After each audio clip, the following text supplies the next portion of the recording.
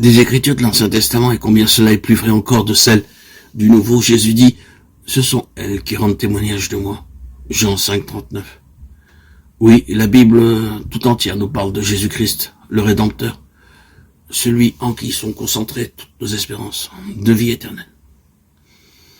Depuis le récit de la création, car rien de ce qui a été fait n'a été fait sans lui. Jean 1, 3. À la promesse finale, je viens bientôt, Apocalypse 22, 12. Il nous est parlé de ses œuvres et nous entendons sa voix. Si vous voulez apprendre à connaître le Sauveur, étudiez les Saintes Écritures, remplissez votre cœur des paroles de Dieu. Elles sont l'eau vive qui étanchera votre soif ardente. Elles sont le pain vivant descendu du ciel. Voici la déclaration du Sauveur. Si vous ne mangez la chair du Fils de l'homme, et si vous ne buvez son sang, vous n'avez point de la vie en vous-même. Et il s'explique en disant, les paroles que je vous ai dites sont esprit et vie. Jean 6, 53, 63. Nos corps sont formés de ce que nous mangeons et buvons. Il en est de l'économie spirituelle comme de l'économie physique. C'est ce que nous méditons qui donne de la vigueur et de la force à notre nature spirituelle. Le thème de la rédemption est celui dans lequel les anges désirent plonger leur regard. Il sera la science et le chant des rachetés pendant l'éternité.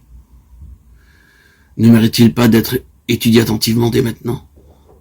La miséricorde et l'amour infini de Jésus-Christ, le sacrifice accompli en notre faveur. Voilà quel doit être le sujet de nos réflexions les plus sérieuses et les plus solennelles. Il faut s'arrêter longuement sur le caractère de notre Rédempteur et intercesseur et méditer sur la mission de celui qui est venu sauver son peuple de ses péchés.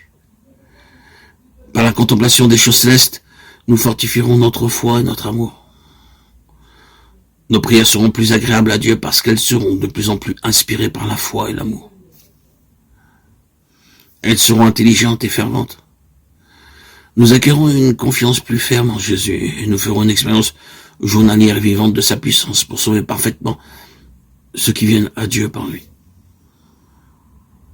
En méditant sur les perfections du Sauveur, nous sentirons naître en nous le désir d'être entièrement renouvelé et transformé à sa pure image.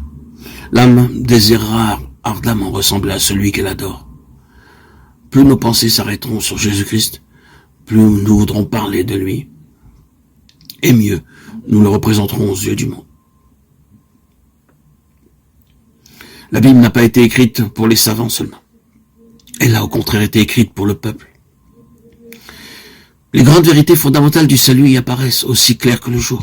Ce ne sont pas ceux qui la lisent qui risquent de tomber dans l'erreur ou de s'égarer, mais ceux qui veulent suivre leur propre jugement au lieu de la volonté de Dieu clairement révélée.